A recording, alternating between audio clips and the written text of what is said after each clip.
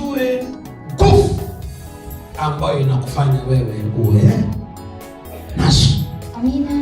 Wakristo, ujasiri wetu na ushujaa wetu umefichwa kwenye nguvu ya mwili wa Kristo. Amen. Sawa? Amina. Wakristo yoyote duniani nguvu yake imefichwa katika nguvu ya mwili wa nani? Wa Kristo. Pasipo mwili wa Kristo, watu wengi tunaangamia, watu wengi tunaangamizwa. Haleluya, haleluya. Waebrania 9 ule mstari wa 14, Biblia inasema basi si zaidi damu yake Kristo, ambaye kwa Roho wa milele alijitoa nafsi yake kwa Mungu kuwa sadaka isiyo na mawaa, itawasafisha dhamiri zenu na matendo mafu, mpate kumwabudu Mungu aliye hai. Mtume Paulo anayeweka haya yote kuidhihirisha ni namna gani ilivyo na nguvu damu ya Yesu. Utakapozungumza damu ya Yesu, manake huwezi kusahau kuzungumza habari za mwili wa nani? Mwili wa Yesu. Na utakapozungumza habari za mwili wa Yesu, hauwezi kuacha kutamka habari za damu ya Yesu. Sasa anazungumza hapa Mtume Paulo, ananena, anatuambia neno zuri sana.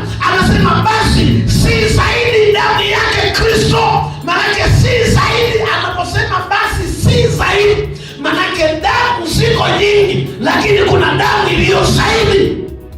Amen. Kuna miili iko mingi, lakini uko mwili ulio zaidi. Amen. Unanielewa ninachosema? Kipindi kile Agano la Kale, mwili wa Habili na ile damu ya Habili ilionekana ndiyo damu iliyo njema kuliko damu ya mtu mwingine yeyote, kwa sababu Kaini alipoimwaga damu ya Habili, damu ya Habili ikawa inafanya nini? Inanena. Licha ya kwamba ni damu ya Habili inanena, ni sawa. Kunena kwa damu ya Habili, hakuna damu nyingine iliyoinena ya mwanadamu kama damu ya Habili. Unanielewa? Manake damu ya Habili ilikuwa ni damu takatifu. Manake maisha yake ilikuwa ni nini? Ni matakatifu. Ndio maana damu yake ilikuwa inafanya nini? Inanena. Sasa Mtume Paulo anazungumza, anasema basi si zaidi damu ya Kristo Yesu. Manake nini? Anatutoa sasa kwenye ile akili ya kwamba damu ya mwanadamu yeyote haiwezi kuwa zaidi ya damu ya nani? Ya Yesu. Amen. Angali damu ya Habili linena, lakini damu ya Yesu anasema ni zaidi ya damu ya Habili. Amen. Damu ya Yesu ina uwezo wa kunena mema kuliko damu iliyomwagika ya Habili. Nami nasema hivi, damu ya Yesu Jumapili ya leo ikanene mema juu ya hatima yako, ikanene mema juu ya watoto wako, ikanene mema juu ya afya yako. Ukisema amina, ubarikiwe zaidi katika Amen. Amen. hiyo. Damu ya Habili ilinena mema, lakini zaidi katika damu zote ni damu ya nani wanangu? Ya Yesu. Waebrania 12. Waebrania 12 mstari wa 24. mstari wa 24. Biblia inasema na Yesu mjumbe wa agano jipya, sio mjumbe wa agano la kale, na damu yake ya kunyunyizwa. Amina. Sasa anaitwa Yesu ambaye ni mjumbe wa agano jipya. Kwa nini tunazungumza habari za agano jipya? Maana yake alishayafuta. Maagano ya kale alishayapoteza. Maagano ya kale alishayaondoa. Nami ninamwita Yesu aondoe maagano ambayo yalikushtaki kwenye maisha yako. Yesu aondoe maagano yalikuwa kizuizi mbele ya maisha yako. Yale maagano yalikuwa kizuizi kwenye afya yako. Yale maagano yalikuwa kizuizi kwenye biashara yako. Yesu aondoe maagano ya kale. Agano jipya litatembea na wewe. Amen. Amen. Yesu ndiye mjumbe wa agano jipya. Mungu akutunze yule mjumbe wa agano jipya. Ninamhitaji akarabati hatua zako, akarabati maisha yako. Ukiamini yote yanawezekana. Ile damu ya Yesu ikafufue kile ambacho kilikufanya, kile ambacho wanadamu walisema kiwezekane. Ninasema kikawezekane. Amen. Amen. Amen. Amina yako iende mbali kuliko chako. Amen. Ninasema amina yako iende mbali kuliko chako. Amen. Sema Yesu. Yesu. Amen.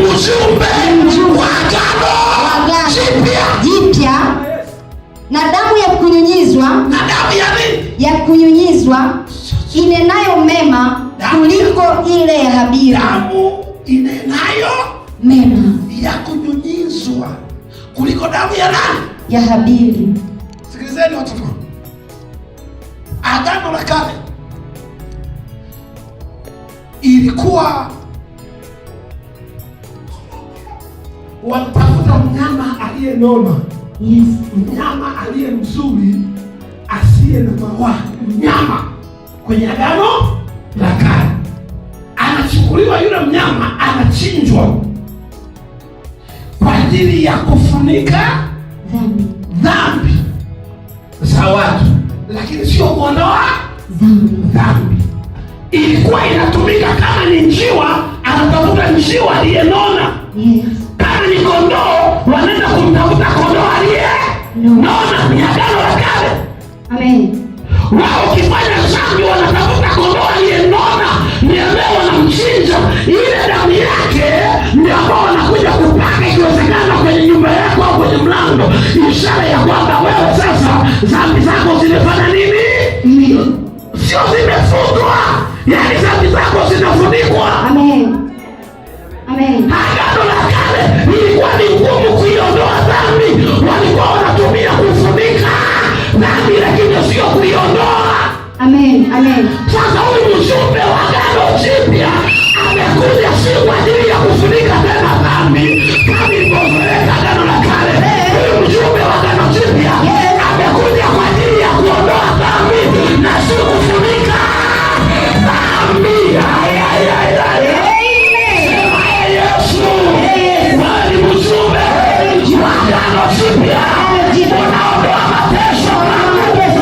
Amen. Amen. Waebrania 10 mstari wa 11. Anatuambia na kila kuhani husimama kila siku. Kuhani. Nani anasimama? Kuhani. Kuhani. Kila siku akifanya ibada. Anasimama akifanya ibada. Na kutoa dhabihu. Na kutoa dhabihu. Zile mara nyingi. Zile mara nyingi. Ndio. Ambazo haziwezi kabisa kuondoa dhambi. Lakini huyu alipokwisha kutoa kwa ajili ya dhambi dhabihu moja idumuyo mahali pa milele na milele. Amen. Yeye alitoa dhabihu mara moja. Ile dhabihu yake aliyotoa si kwa ajili ya masaa. Amen. Dhabihu ambayo ameitoa Yesu si kwa ajili ya dakika. Amen. Si kwa ajili ya wiki. Dhabihu ambayo Yesu ameitoa ni kwa ajili ya baraka ya watu wake milele na milele, milele na milele. Ndio maana Yesu anasema sitaikumbuka dhambi yako tena. Maana yake imeshaondolewa kabisa, makosa yako yaondolewe kabisa.